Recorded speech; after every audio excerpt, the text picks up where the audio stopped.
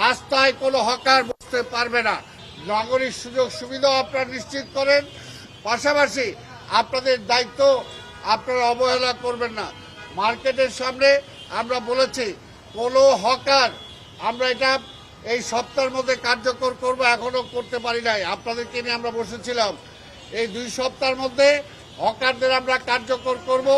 রাস্তায় কোনো হকার বসতে পারবে না, সে যেই হোক, রাস্তা থেকে হকার উচ্ছেদ করা হবে। ফুটপাতে যেখানে বড় ফুটপাত আছে সেখানে যদি পথচারীরা চলাচল করার পরে জায়গা থাকে তাহলে সেই ফুটপাতে তাদেরকে আমরা অ্যালাউ করব।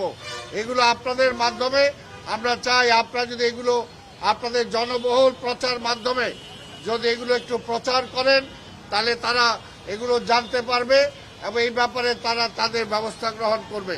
আজকে হঠাৎ বৃষ্টি হয়ে গেছে, বৃষ্টি হবেই, এর মধ্যে আমাদেরকে চলতে হবে।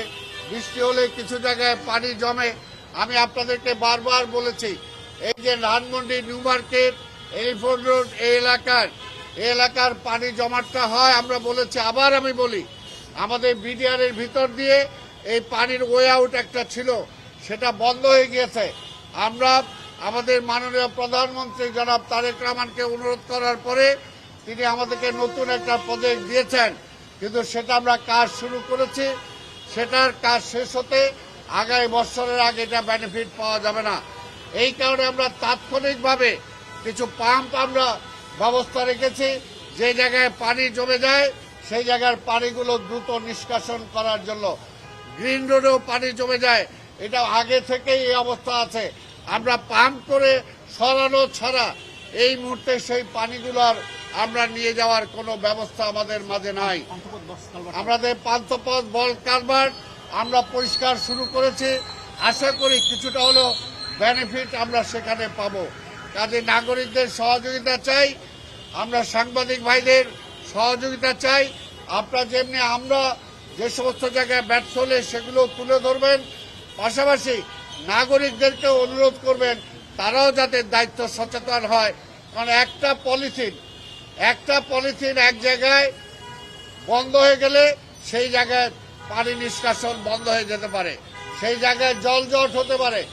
কাজে একটা পলিথিন যাতে কেউ রাস্তায় না ফেলে আমরা ব্যবসায়ীদেরকে অনুরোধ করেছি, জনগণকে অনুরোধ করেছি। কিন্তু যারা রাস্তায় বসেন, হকার যারা বসেন, বারবার বলার পরও কিন্তু সেটা আমরা কার্যকর করতে পারছি না। কাজে এখন আমাদের অ্যাকশনে যাওয়া ছাড়া আর কোনো বিকল্প নাই। আজকে এই বৃষ্টির মধ্যেও আমাদের যে রাস্তা, এই রাস্তায় যতটুকু সম্ভব আমাদের মার্কেটে ওইখানে রেভিনিউ যারা আছে তারা চেক করবে, রাস্তায় পরিষ্কার আছে কিনা সেটা আমাদের বর্জ্য যারা আছে তারা চেক করবে।